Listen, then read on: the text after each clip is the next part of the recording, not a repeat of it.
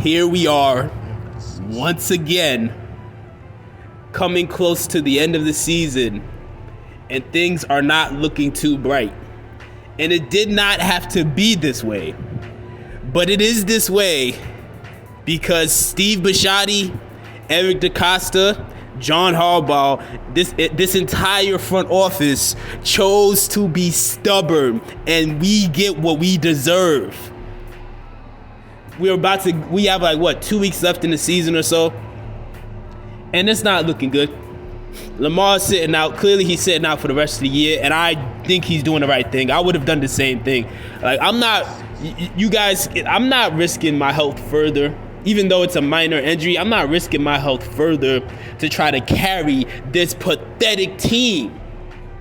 This pathetic team that when we fall short because I don't have the proper help that these other quarterbacks have, they're still gonna put it all on me. Nah, I would absolutely sit the rest of the year. I'm positive you've all seen the Ravens-Steelers game a few days ago, obviously. I didn't do a review on it, of course. I didn't, because there's nothing left to say other than I told y'all.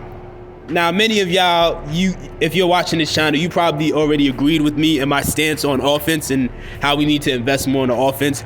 But for all you Ravens fans that were in my comment section for the past year or two, trolling me, calling me names, getting all angry and emotional. I told you. You wasted all these resources on defense for all these years. You wasted a rookie contract for a once-in-a-generation quarterback, and now look, we are still in this position where, as good as the defense is, guess what? It doesn't matter because you can't score. Why can't you score? Because your receivers suck. Y'all tried to convince me for 2 years that these receivers were good enough. They were not. It is what it is. My goodness. 2 receptions in that Steelers games. The Ravens combined had 2 receivers catch a pass in that Steelers game. But y'all want to sit here and pretend like offense doesn't matter. You can't even put up 20 points and beat a struggling, rebuilding Steelers team. I'm not going to say struggling because they've really turned it around this season, and I think they're probably going to finish above 500. But still, a rebuilding Steelers team that's up and coming, and that on paper you would think we could handle pretty easily, but that's the problem. We don't have a competent offense. And that's another reason why I say Lamar's absolutely making the right choice by sitting out, because at the end of the day, if it was me, I would have been tired of y'all putting the blame on me time after time, but then y'all don't want to give me help, but then y'all don't want to pay me. So you want me to shoulder all the responsibility of literally carrying what we are witnessing is unprecedented in the NFL. You see this in the NBA a lot. Not a lot, but you see this from time to time in the NBA, like when LeBron carried that 07 Cavs team or that 2018 Cavs team, or when Allen Iverson carried that 01 Sixers team to the finals. You see this from time to time in the NBA where one player can carry a mediocre or a really bad team really, really far. But it's usually something you don't see in the NFL because there's so many more players and there's so much more that happens. But you have this one guy in Lamar who literally carried this team. And yet y'all still want to act like it's the system. It was not the system. Lamar was winning at Louisville. Why can't y'all wrap your heads around that? He was not in this system at Louisville, and he still balled out. He still won a Heisman. He still arguably should have won 2 Heismans. And y'all want to sit here and pretend like he needed John Harbaugh and Greg Roman. No, he did not. They needed him. We all know that he saved their jobs. That's clear as day.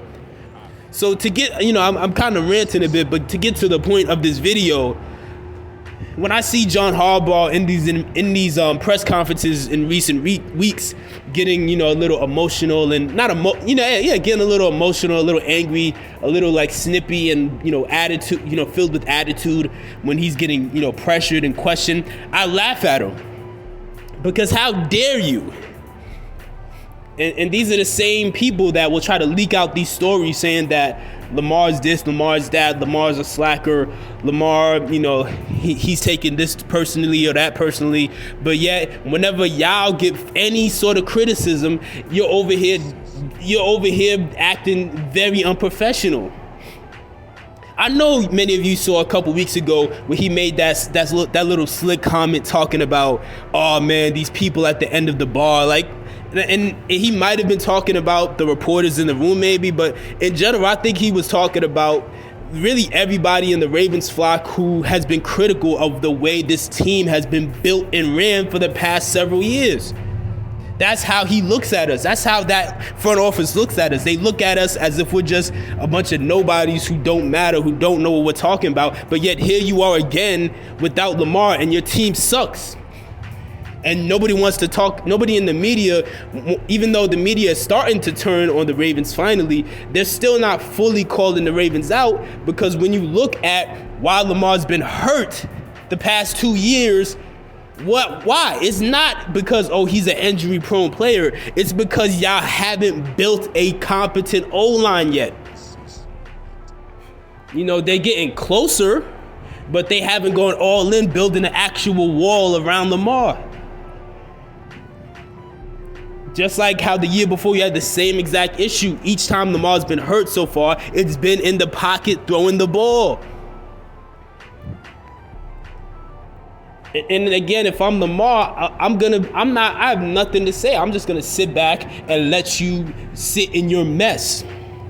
A lot of Ravens fans that they're talking about and asking, is John Harbaugh, is he finally fed up with Greg Roman or whatever? And my whole take on that is, it doesn't matter if he's fed up at this point. You need to get fired too. Of course you're fed up now, dog. You kept riding for your dumbass friend who clearly isn't good at his job, and now look, you need to get fired too now. You can't keep John Harbaugh. It makes no sense to keep John Harbaugh. Because all he's gonna do if he fires Greg Roman is go hire another Greg Roman. You have to cut the snake at the head. You got to get rid of all these guys. Eric DeCosta, all these guys, man. All of these guys. All of them. You have to somehow listen. If there's somebody out there with some sort of incriminating information on Steve Bisciotti who can blackmail him, they need to come out now. Steve Bisciotti needs to sell the team. I don't care how dramatic I sound right now. I don't care how over the top I sound right now. This whole team needs to be dismantled. When it comes to the front office, they have I'm gonna keep saying this. They have an outdated philosophy that they refuse to let go. How far do you think that's going to take you? You have a once-in-a-generation quarterback who is clearly a very good passer despite the narratives that keep being put out, and you wasted a rookie contract getting him no receivers, letting this O-line be destroyed, and you have a terrible O-line. Sticking with this incompetent offensive coordinator who can only do half his job. If you can't do the full description of your job with building a good passing and a good running and passing attack, you're not good at your job. I don't know why y'all wasted 4 years defending Greg Roman. This is clearly a waste of time. My goodness. So now you're seeing John in these interviews. He's looking more and more irritated or whatever. And as you all know, Lamar's most likely not going to play against the Bengals. It is what it is. Let the team burn. Let it burn. Let it burn. It is what it is. It is what it is. If I'm Lamar, I'm not going back out on that field. Because what's the point? Y'all this is sabotage. I don't care what y'all say, this was sabotage. This is the type of stuff that there should be an investigation on. Like, why did we just waste 5 years when the Eagles showed you that they could get it together in 2? The Bengals showed you that they could get it together in 2. You're looking around at these teams that actually believe in their young quarterback, and what do? They go out and they get him weapons. But the Ravens don't believe in that, and half the number of people in the Ravens flock is starting to dwindle when it comes to people who don't want to accept that offense matters. Even some of these gatekeepers have finally admitted that people like me were right. But at the end of the day, the entire front office, they are stuck in this outdated paradigm, and you're just wasting time, man. Because contrary to what many of you think, Lamar could go into any system and be an MVP. It is what it is. Don't let Lamar find his way onto the Niners, or find his way onto the Vikings, or find his way onto the Dolphins or the Raiders, or any team that is already good, the Jets, any team that's already good and is just missing a quarterback to take them over the top. The Ravens are the only team that want to waste years. You wasted years. And then the insult of it all is the fact that you wasted all this time. And then you don't want to pay him, and you want to use the excuse of, we got to get you help. You should have got me help 2-3 years ago. So guess what? If you want to get me help now, you need to still pay me. Go cut one of these players on defense. Go cut a couple of these players on defense and go get me help. Because like I said in that Roquan Smith video, which some of y'all owe me an apology. Well, not y'all, but some of the people who commented owed me an apology. Because when I said them getting Roquan was a good but hypocritical move, my point was, even though Roquan is a good player, when it's time to win, Roquan won't matter. I told you. That game-winning touchdown Kenny Pickett threw to Najee Harris. Who was guarding Najee Harris? Roquan Smith. But y'all want to tell me defense wins championships. It's 2022. You don't need a Hall of Fame defense anymore. Ravens fans need to grow up. You need to stop smoking crack. You need a elite offense and a defense that's just good enough to make plays when necessary. That's it. That's all you need. You don't need some Hall of Fame defense. Y'all trying y'all best to recreate some Hall of Fame defense, and guess what? They still can't stop anybody. Game-winning touchdown scored on Roquan Smith. Patrick Queen still missing tackles that he should be getting.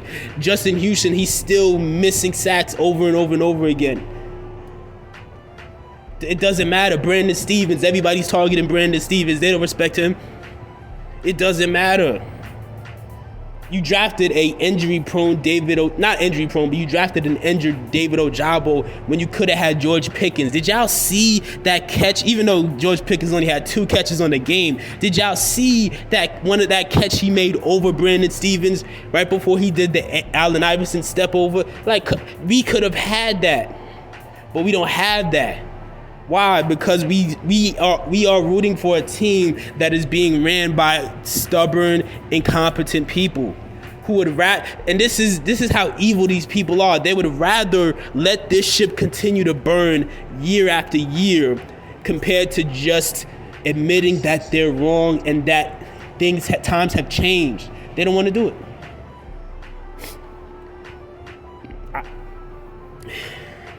So again, I had certain points I was supposed to make. You know, I apologize. I didn't get to most of those points because I just got too caught up in ranting. But at the end of the day, John Harbaugh being fed up, John Harbaugh looking nervous and angry or whatever in these press conferences, there's nothing we need to do as fans other than laugh at him. Laugh at him. Laugh at him.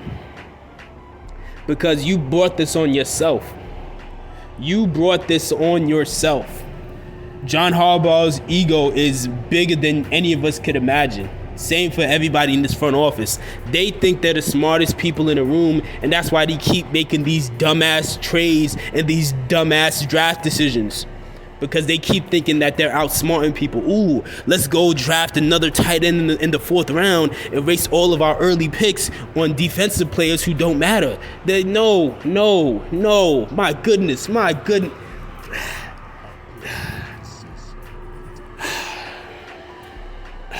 I'm done.